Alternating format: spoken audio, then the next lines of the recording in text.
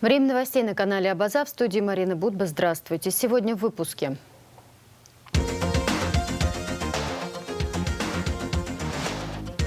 Ситуация крайне сложная. Министр здравоохранения Эдуард Будба ответил на вопросы журналистов и депутатов.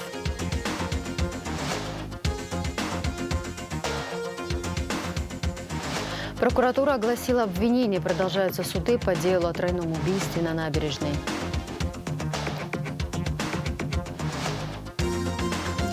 Абхазскому левитану 60 лет. Владимир Никонов празднует юбилей.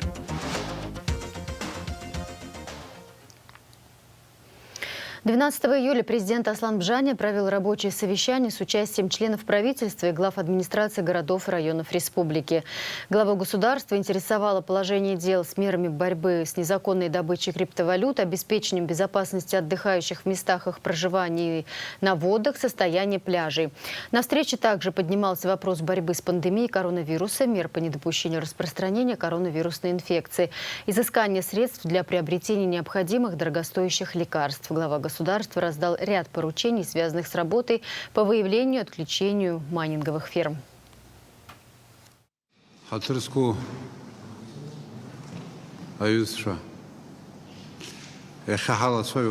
Проблема энергетика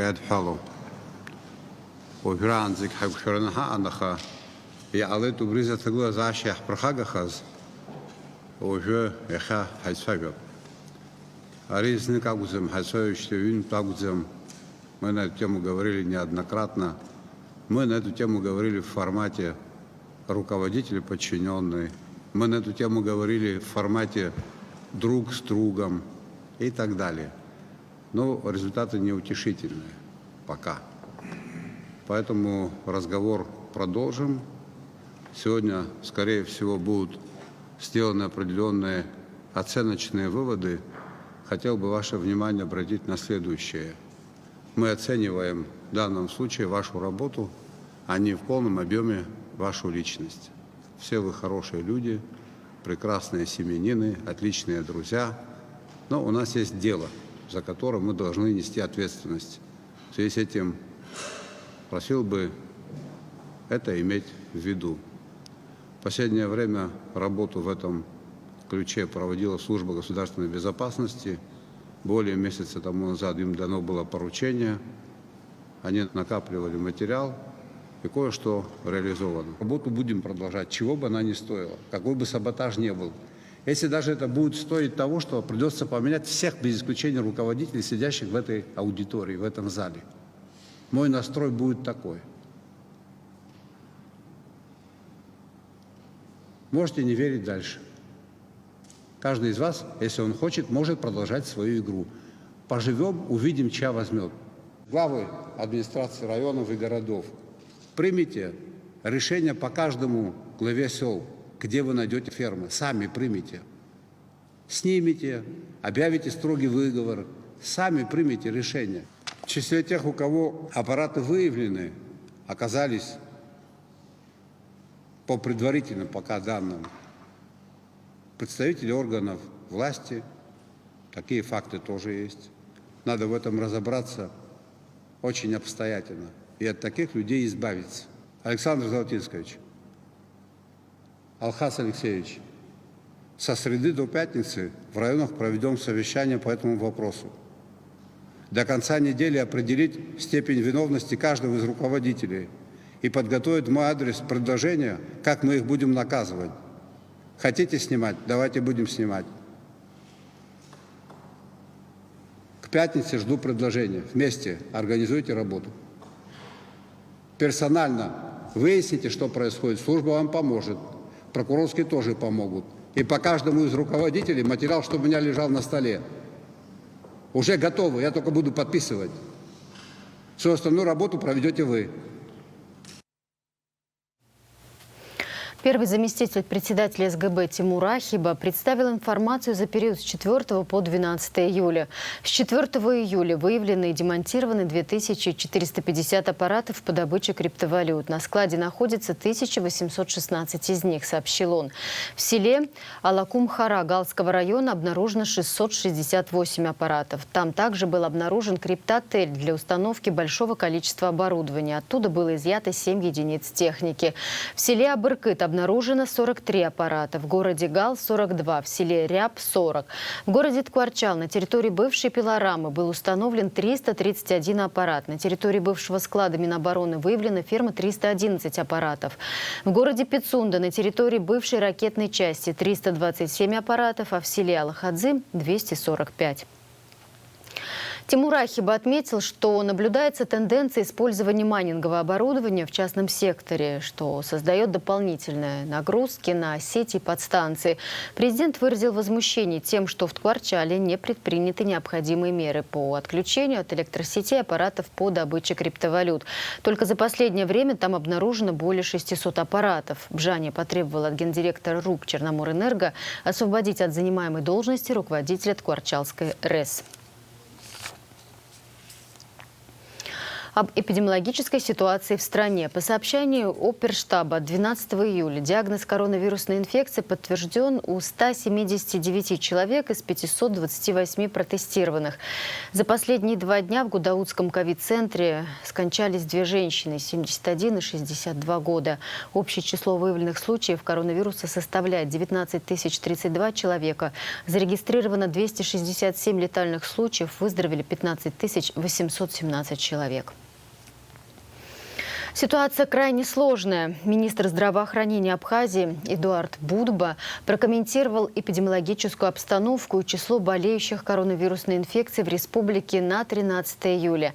В пресс-центре абхазского телевидения глава Минздрава ответил на вопросы журналистов и рассказал свое видение стабилизации эпидобстановки в стране. Подробнее Анастасия Никонова. Наблюдается активный рост ковид-инфицированных граждан страны. Этим заявлением открыл пресс-конференцию министр здравоохранения Абхазии. По словам Эдуарда Будба, эпидобстановка на 13 июля крайне сложная. Каждый час увеличивается число поступающих в лечебные учреждения страны. На утро сегодняшнего дня 288 пациентов лежат стационарно в наших ковид-отделениях. Это инфекционная больница города Сухум и ковидный Гудаутский госпиталь. По Гудауте 161 пациент, по инфекционной больнице 44, по Ткварчалу 15, по Ачамчире 25, по Гагре 43. И итого 288 пациентов лежат. Хочу сказать, что рост пациентов он был прогнозируем, учитывая то, что наши граждане не соблюдали масочный режим, не соблюдали те ограничения, которые были рекомендованы всем медицинским сообществам. Из-за этого медицинское сообщество работает в авральном режиме, отметил глава Минздрава. Мобилизованы все имеющиеся резервы для обеспечения граждан полноценной медицинской помощью. Мы все понимаем, что распространение коронавируса идет, когда люди контактируют между собой. Почему все медицинское сообщество с большой тревогой обращалось к нашим гражданам, чтобы соблюдать, во-первых, масочный режим. Во-вторых, соблюдать социальную дистанцию, не скапливаться в закрытых помещениях, не ходить на крупные мероприятия. Поэтому вот мы имеем тот результат, который общество не услышало, наши граждане, медицинское сообщество не услышали. Поэтому такой рост, он сегодня присутствует, к сожалению.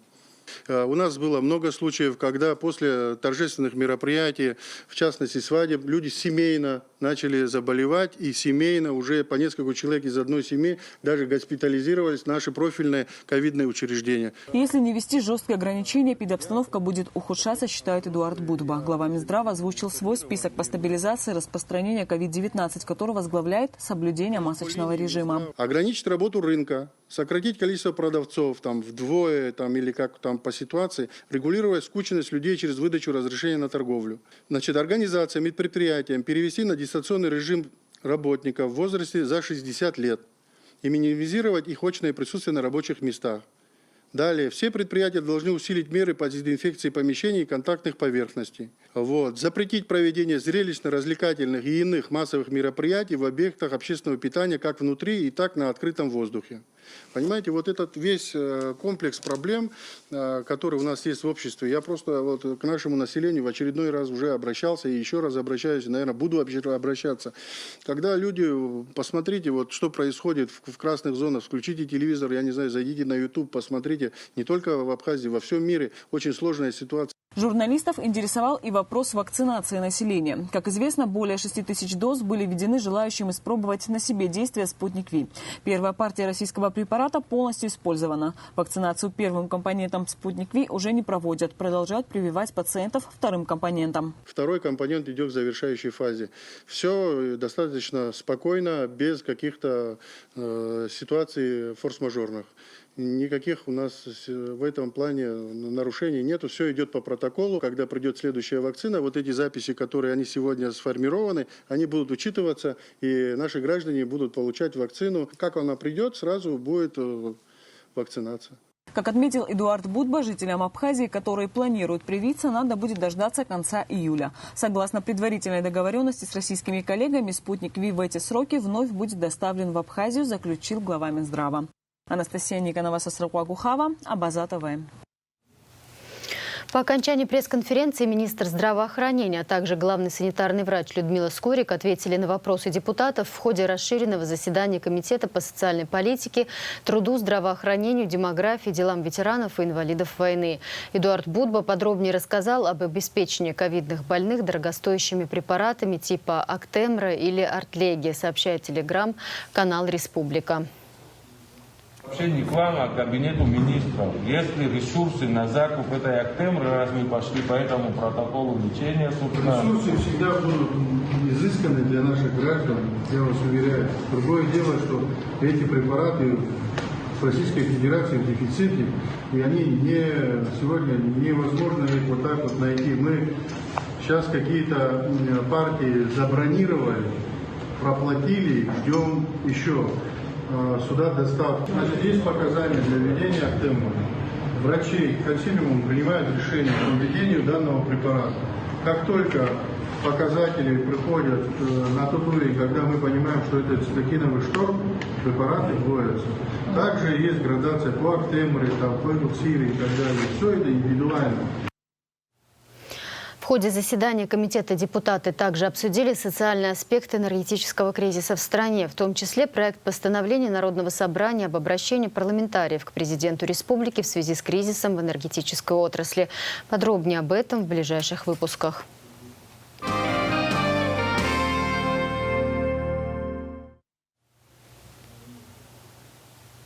Меморандум о сотрудничестве в области развития программно-целевого управления подписали в Москве вице-премьер, министр экономики Абхазии Кристина Узган и министр экономического развития России Максим Решетников. Согласно сообщению на сайте абхазского Минэконом, встреча прошла в рамках реализации программы формирования общего социально-экономического пространства и гармонизации законодательства двух стран.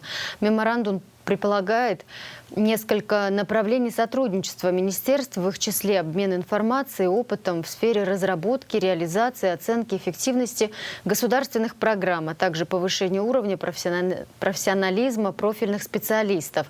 Стороны договорились проводить регулярные рабочие встречи экспертов и делегаций, организовывать конференции, симпозиумы и семинары.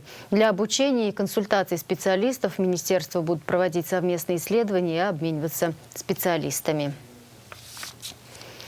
Прокуратура предъявила обвинение. Продолжаются судебные заседания по делу о тройном убийстве на набережной. Напомним, Эрик Чкаду, Беслан Бганба, Аслан Блабба и братья Дату и Демура Хала обвиняются в совершении умышленного убийства общеопасным способом Астамура Шамба, Алхаса Авицба и Доминики Акиртава и покушение на убийство Рустама Шамба и Шамиля Авицба, которые были совершены 22 ноября 2019 года в Сухуми на набережной Махаджиров.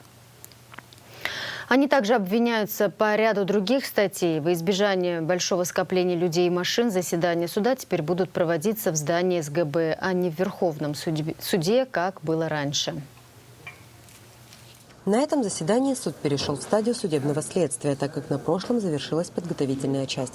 Председательствующая судья Майя Квициня зачитала 2 письма, поступившие на имя суда от руководителей МВД и СГБ. В них силовики пишут, что так как здание Верховного суда располагается на пересечении улиц Арденба и Лакоба, заседание по этому громкому делу становится причиной скопления людей, машин, приводит к пробкам и иным неудобствам для горожан.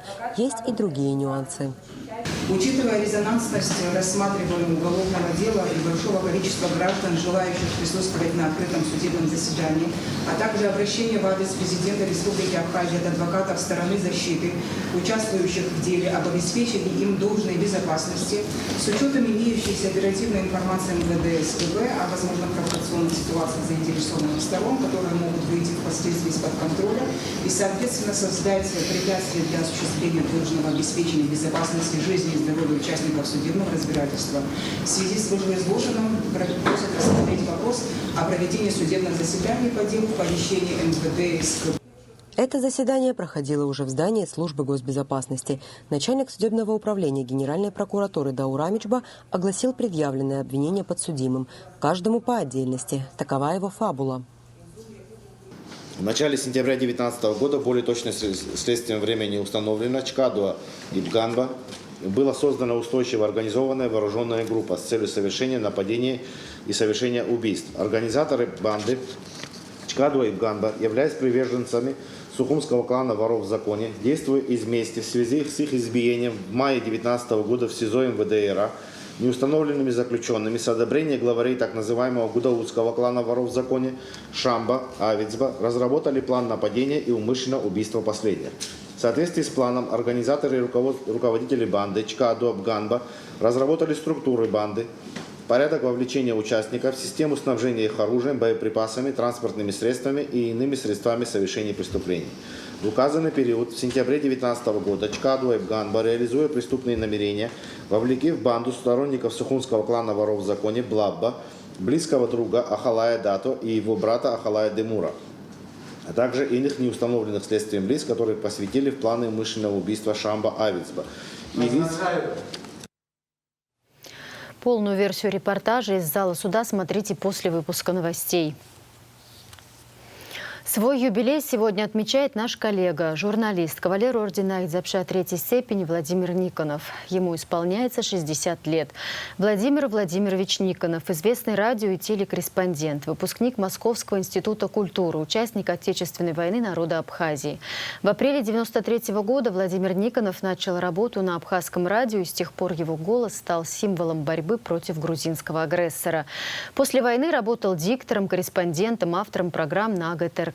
Журналист стоял у истоков создания Абаза ТВ с момента запуска нашей телекомпании с 2007 года. А в 2014-м, передав эстафету дочери Анастасии, ушел из профессии и теперь работает в Национальной библиотеке имени Папаскир. Марианна Котова побеседовала с юбиляром о жизни, творчестве и профессиях, в которых Владимир Никонов добился успехов и продолжает осваивать. Репортаж наших корреспондентов.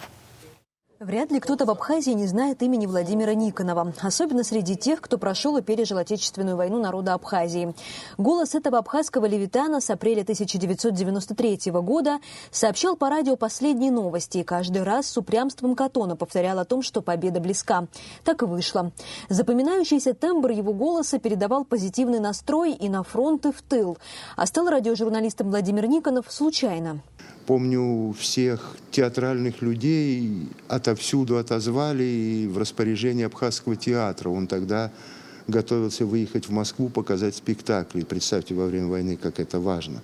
Страна сражается, страна во всевозможных блокадах, и вдруг театр едет в Москву и показывает там спектакли. Все, что было театрального, тогда отозвали. Ну и как так, помню, как дисциплинированный актер, я ходил на все репетиции. Валерий Михайлович Ков подошел и сказал: «Вов, что сидишь, пойди погуляй. Тут у нас свои дела, ты потом, надо будет, я позову». Вышел на улицу, встретил Светлану Виноровну Курсая. И вот она сказала: «Я организовываю сейчас такое радио «Голос Абхазии», у тебя дикция хорошая, ты не мог бы попробовать?» Я говорю: «Да, пожалуйста, конечно, почему нет? Приходи завтра, там с редактором познакомишься».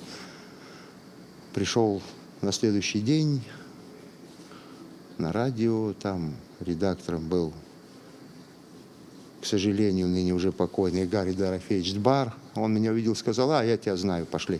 И просто мне вот дали вот микрофон в руки и сказали: работай. На самом деле, вот так дали текст, микрофон, Рая Ажиба, оператор, включила, я начал читать, она удивленно посмотрела, сказала: все, что, давай в эфир. И вот, собственно, так и началась журналистика. Это было 1 апреля 1993 года. Я дату запомнил. 1 апреля легко запоминается, поэтому. На этом театральная карьера Владимира Никонова не закончилась. Он сыграл еще в 3 спектаклях, но потом все же ушел в журналистику. Так, с подмостков театра, который был его мечтой юности, Никонов попал на телевизионный экран. Но именно театр привел его в Абхазию, в театр юного зрителя, куда его направили по распределению в 1985 году. Тогда, как рассказывает Владимир Владимирович, происходящее воспринималось с энтузиазмом, несмотря на достаточную отдаленность Сухума от родной Калуги. Я же до этого никогда не был в этих местах, конечно, это все интересно, это новая страна, новые люди, новая работа. Потом ведь молодость, это же всегда интересно, это всегда хорошо. Потом как-то все-таки я очень любил в те годы, в годы молодости, узнавать что-то новое, открывать для себя новые места, новых людей, путешествовать и так далее. Так что воспринял я это очень хорошо. К тому же тогда еще с горячностью абитуриента думал, что театр – это что-то такое, знаете. А это тяжелый физически изнурительный труд. И потихонечку всегда, понимаете, работа приземляет. Кропотливый ежедневный труд определял будни Никонова актера и Никонова журналиста. Пожалуй, ни одно событие об Абхазии 90-х, начала 2000-х годов не проходило мимо микрофона и камеры Владимира Владимировича. Он брал интервью у видных абхазских политических деятелей. Предпринимаются ли правительством Абхазии какие-то шаги для смягчения ситуации в настоящее время? Безусловно. Ведутся переговоры на всех уровнях, везде, где это возможно, со всеми теми, кто готов нас выслушать. Освобождал Кадурское ущелье. И вот свершилось долгожданное, поистине историческое событие. В селе Чхалта, над зданием, где еще недавно располагалось так называемое правительство автономной республики Абхазия в изгнании, водружен государственный флаг Республики Абхазия. Начало освобождению верхней части Кадурского ущелья положено. Поднимал самые актуальные социальные проблемы на абхазском телевидении Абаза ТВ, у истоков которого и стоял. Но при этом Владимир Никонов никогда не считал себя профессиональным журналистом, как и талантливым актером. Единственным своим даром он называл трудолюбие. Когда ты учишься на 1 курсе, ты считаешь, что ты гениальный актер. Когда учишься на 2 курсе, ты считаешь, что ты талантливый актер. Когда ты учишься на 3 курсе, ты считаешься хороший актер. На 4 средний актер. А когда ты это кончил, ты уже бездарность абсолютно. Вот так оно и получается, понимаете. Театральную свою судьбу приходилось вырывать, что называется, зубами, потому что есть люди, от природы наделенные уникальными способностями. Им легко дается. А когда не очень этих способностей нет, я имею в виду там слух, танцевальные дела, вот эти атрибуты актерской профессии, которые мне давались крайне тяжело. Поэтому приходилось все больше, понимаете, что называется, ишачить. И вот это вот умение ишачить, оно как-то перешло потом и в журналистику, и так далее, и тому подобное. В ишачестве, собственно, наверное, и залог всего успеха. Из журналистики Владимир Никонов ушел в 2014 году. Сегодня он главный библиотекарь отдела Книжной палаты Национальной библиотеки. И здесь, как и на телевидении, ему приходится много писать и редактировать. Но все больше тексты других людей. Всем, чем библиотека занимается, всем я тут занимаюсь. Но в основном, конечно, опять-таки вот этой вот канцелярщиной писаниной. Доклады. Например, часто сотрудники библиотеки выезжают на какие-то международные там конференции, надо же выступать с докладами. Как вы думаете, кто автор этих докладов? Не формально настоящий. Вот этим я занимаюсь. Чем еще занимаюсь? Допустим, редактированием вот этого издания, всякими, много дел, Марианна, всем, чем можно. Полы я мою здесь сам, вот в этом вот помещении. Потому что с уборщицами проблемно. Там их хватает на первые 2-3 этажа. Сюда уборщица не заходит. Я тут полы эти мою. Поэтому всем, чем только можете, тем занимаюсь. Несмотря на большой опыт работы в разных творческих сферах и количество информации, которую Владимиру Никонову пришлось через себя пропустить, делиться ею в форме мемуаров или другого жанра прозы он не намерен. Но все же есть на счету Владимира Никонова своя книга. Он эту работу писательством не считает, говорит, что это в большей степени редактура. Вот я вот это никому не показываю. Вот тут один человек захотел, чтобы про него я написал вот это вот все. Это никому я пока не он лежат у меня, я их даже, так сказать, в анналы. Но это опять-таки, понимаете, это не писательство, это как раз редактирование, понимаете? Это чисто вот, даже не из-за денег, тут денег никаких, а вот что называется, вот из-за вот этой вот ментальности. Старший человек попросил, ну как ему я откажу? Что касается работы в библиотеке, то, как рассказывает Владимир Владимирович, печально видеть, как востребованная отрасль страдает от недостатка финансирования, как, впрочем, и многие другие в нашей стране. Например, телевидение, где он проработал много лет.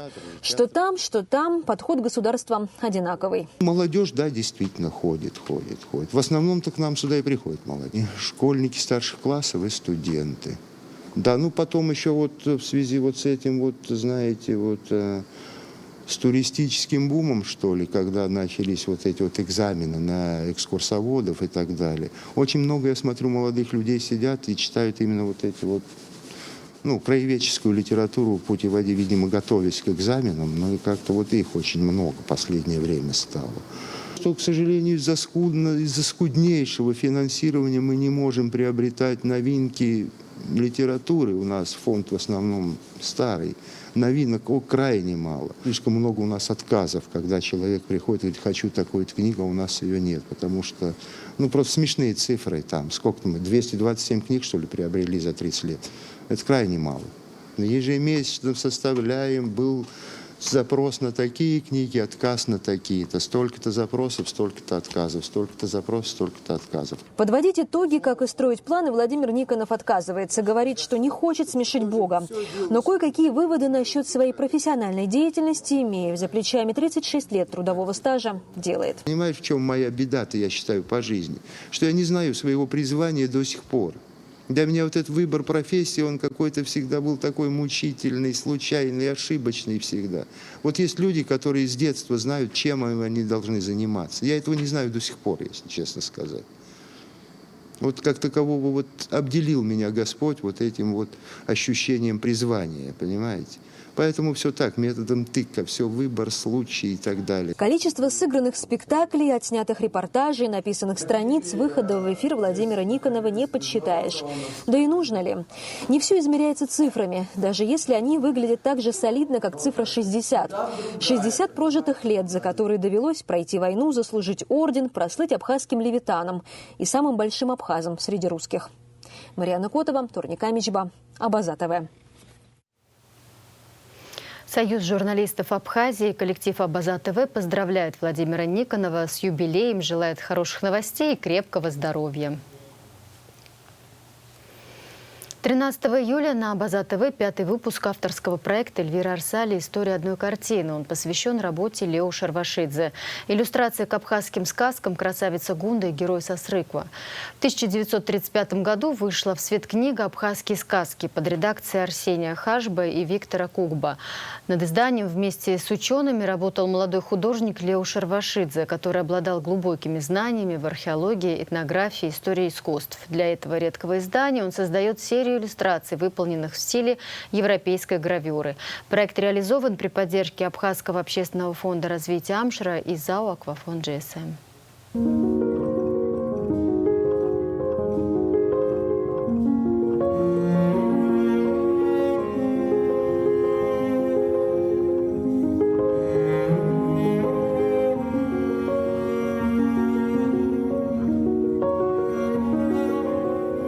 Эталон женской красоты менялся на протяжении всего человечества. Мы видим это в полотнах художников, мы видим это в произведениях скульптора, которые хранятся в галереях и музеях мира. Особенное место занимает описание эталона женской красоты в духовных памятниках, которые принадлежат разным народам. Гунда прекрасна или гундапшца. Ее красота занимает особое место в нардском эпосе. Не может Гунду описать язык человеческий. Такой она была описана в нардском эпосе. И именно такой ее представил художник, известный абхазский художник, искусствовед, археолог, ученый Лео Шервашидзе. Проект «История одной картины», посвященный работам Лео Шервашидзе, смотрите 14 июля после вечернего выпуска новостей. На 72-м году ушла из жизни старший преподаватель кафедры иностранных языков Абхазского государственного университета Квициня Рузана Алексеевна. Профессорско-преподавательский состав Абхазского государственного университета и коллектив филологического факультета соболезнуют семье, родным и близким ученого.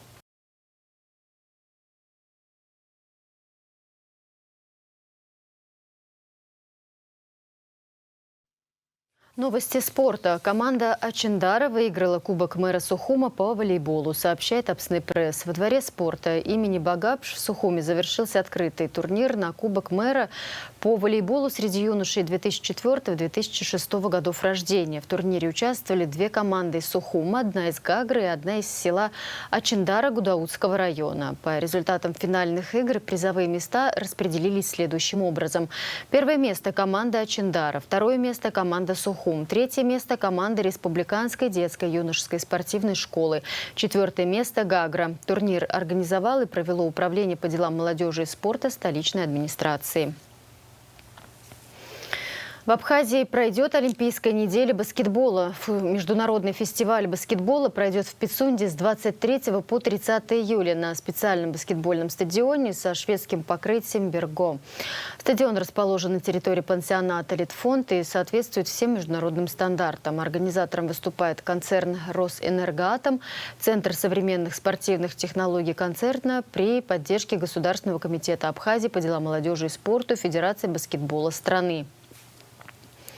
В рамках фестиваля пройдет два турнира. Кубок по баскетболу 3x3 среди школьников Гагрского района и среди мужских команд республики, посвященный памяти Сергея Багапш. Учебно-методические семинары, мастер-классы. Победители и призеры турнира будут награждены специальными призами, учрежденными концерном «Росэнергоатом». В завершении выпуска прогноз погоды.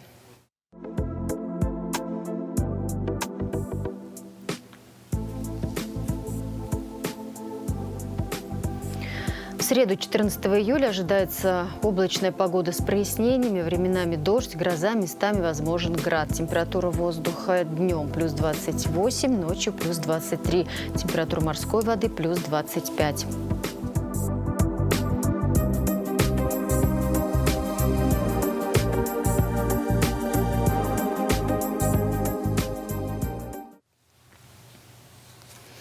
На этом пока все. За развитием событий следите вместе с нами на сайте abaza.tv. До встречи!